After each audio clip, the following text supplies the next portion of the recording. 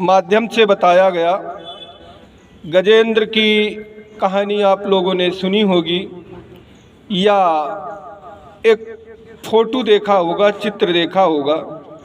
उसमें एक हाथी जल में डूब रहा है और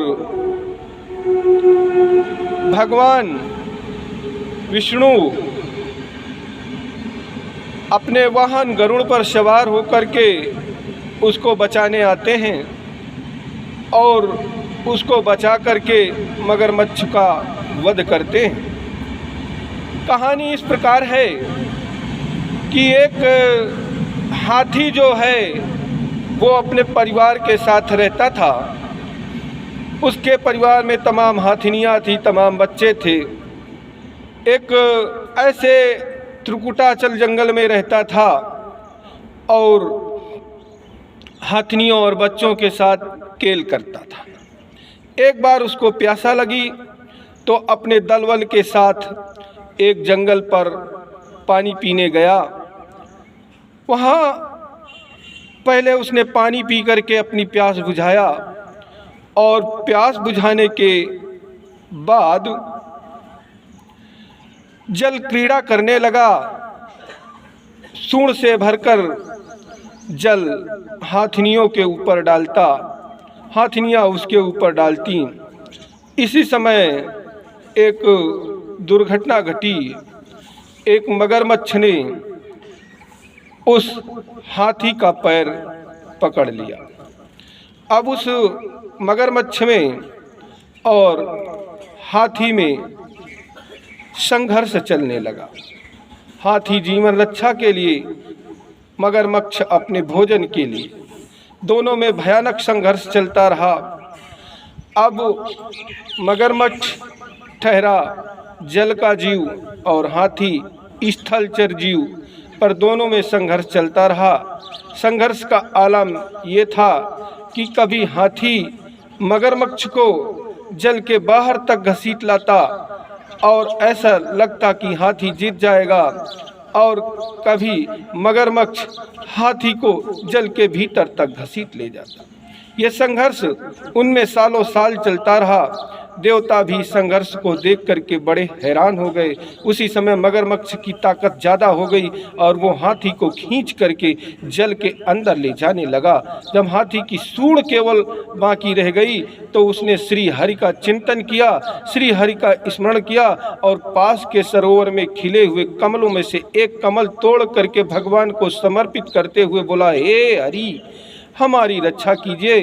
उसी समय भगवान विष्णु अपने वाहन पर चढ़ करके आते हैं और मगरमच्छ को जल से बाहर खींच करके चक्रधार से मगरमच्छ का जो है मुंह फाड़ करके हाथी को बचा लेते हैं। अब कहानी इस प्रकार है, लेकिन कहानी का भावार्थ क्या है? कहानी के माध्यम से पुराणकार कहना क्या चाहता है? ये हमारी तुम्हारी कथा है, ये जीव की कथा है। जीव की कथा कैसी है? इस संसार में जीव आता है तरह तरह के भोगों को भोगने के लिए, तरह तरह के भोगों की लालसा लेकर के इस संसार में आता है और अपनी तृष्णा को शांत करने के लिए तमाम प्रकार का परिश्रम करता है, तमाम प्रकार की मेहनत करता है। महल, 2 महल, 3 महल और ना जाने कितने खंड की बिल्डिंग बनवाता है, फिर भी उसकी तृष्णा शांत नहीं होती है। फिर ऐशो आराम के ना जाने कितने साधन इकट्ठा करता है। तत्पश्चात इंद्रियों की तृप्ति हेतु परिवार भी, विवाह भी करता है और परिवार बढ़ जाता है। पुत्र पुत्री तमाम इकट्ठे हो जाते हैं। यही इस जीव की प्यासा है। इस तृष्णा को शांत करने के लिए, इस प्यासा को शांत करने के लिए इधर तो जीव काम क्रीड़ा पर व्यस्त, महल 2 महल 3 महल बनाने में व्यस्त, और उधर काल चला आ रहा है। मगरमच्छ और सांप, ये 2 जीवों की तुलना श्रीमद् भागवत महापुराण में काल से की गई है, समय से की गई है। अब काल चला आ रहा होता है, बचपन बीत जाता है, जवानी बीत जाती है, बुढ़ापा आ जाता है और काल रूपी मगरमच्छ मनुष्य के पैरों को पकड़ लेता है। जब मनुष्य की वृद्धावस्था आती है, ताकत कमज़ोर पड़ती है, तो सबसे पहले उसके पैरों की ताकत कमज़ोर हो जाती है। अब और ताकत कमज़ोर हुई, धीरे से बिस्तर में लग गया। अब बिस्तर में जब लग गया तो पहले तो उसके पुत्र आए, पुत्रियां आईं, या अन्य संबंधी आए, पत्नियां आईं और उसको उस मुसीबत से बचाने का प्रयास किया। कहानी का तात्पर्य है, लेकिन जब उसकी बीमारी जीव की दिन का दिन बढ़ती जा रही है तो पुत्र भी अब बाहर से आया हुआ है। कहने लगा, माँ हमारी तो छुट्टी खत्म हुई, वहाँ कंपनी में जवाब भी देना है, वहाँ ड्यूटी में बड़े अधिकारियों को जवाब भी देना है, मैं जा रहा हूँ, अगर कुछ हो तो मुझको फ़ोन करना। अब पुत्र भी चला गया, धीरे धीरे पुत्रियाँ भी चली गईं। माता जी मुझे ससुराल जाना है, वहाँ बेटा पढ़ने जाता है, वहाँ बेटे के पापा ड्यूटी करने जाते हैं, उनका टिफ़िन तैयार करना होता है, अन्य गृहस्थी के काम हैं, अगर कोई बात हो जाए पापा को तो मुझे फ़ोन करना। अब बेटियाँ भी चली गईं। अब जीव अकेला है, काल से संघर्ष कर रहा है। कभी कभी स्वस्थ हो जाता है, मन मस्तिष्क की बीमारी दूर हो जाती है, शरीर की बीमारी दूर हो जाती है, ऐसा लगता है कि दद्दू अब ठीक हो जाएगा। लेकिन फिर कभी ज्वर चढ़ जाता है, कभी कफ बढ़ जाता है, इस प्रकार फिर काल विजयी हो जाता है। इस प्रकार काल पर और जीव पर संघर्ष चलता रहता है। काल के गाल पर जीव चला जाता है यदि वो परमात्मा का चिंतन नहीं करता है। अगर उसी समय वो परमात्मा का चिंतन कर लेता है, ईश्वर का चिंतन कर लेता है, जैसा कि पुराणों में, वेदों में लिखा हुआ है कि जीव परमात्मा को भूला हुआ है, अगर एक पल भी वो परमात्मा को याद कर ले तो परमात्मा उसको आत्मज्ञान प्राप्त करके और जो है मोक्ष की प्राप्ति करा दे। लेकिन ऐसा नहीं होता है। जीव मरते दम तक परमात्मा को याद नहीं करता।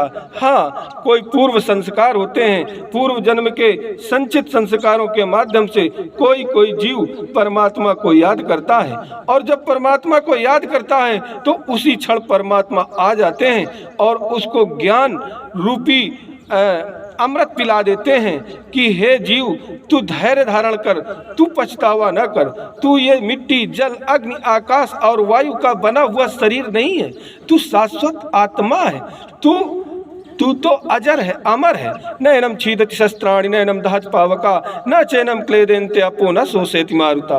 तुझे अग्नि जला नहीं सकते, काल तुझे अस्त्र शस्त्र तुझे खंड खंड नहीं कर सकते, वायु तुझे सुखा नहीं सकती और ग्रीष्म तुझे जो है सुखा नहीं सकती है। जब आत्म का ज्ञान प्राप्त होता है तो जीव इस शरीर को भूल जाता है और ये मानता है कि हाँ, जन्म और मृत्यु तो शरीर के होते हैं, जन्म और मृत्यु तो शरीर के होते हैं, आत्मा से इनका कोई संबंध नहीं है। इस प्रकार वो अपने आप को सत्य सनातन समझने लगता है। यही है सुदर्शन चक्र। सुदर्शन, सु माने सुंदर, दर्शन माने दर्शन। इस संसार का सुंदर दर्शन करना अर्थात समस्त प्राणियों को आत्म स्वरूप देखना, यही आत्म ज्ञान है। अब ये कहानियाँ लिखी हुई हैं, आजकल के नवयुवक इनको नहीं मानते हैं, लेकिन बात तो ये सत्य है कि ये सत्य है और अपरोक्ष रूप से ऐसा उदाहरण प्रस्तुत करती हैं जो जीवन का अटल और ध्रुव सत्य है।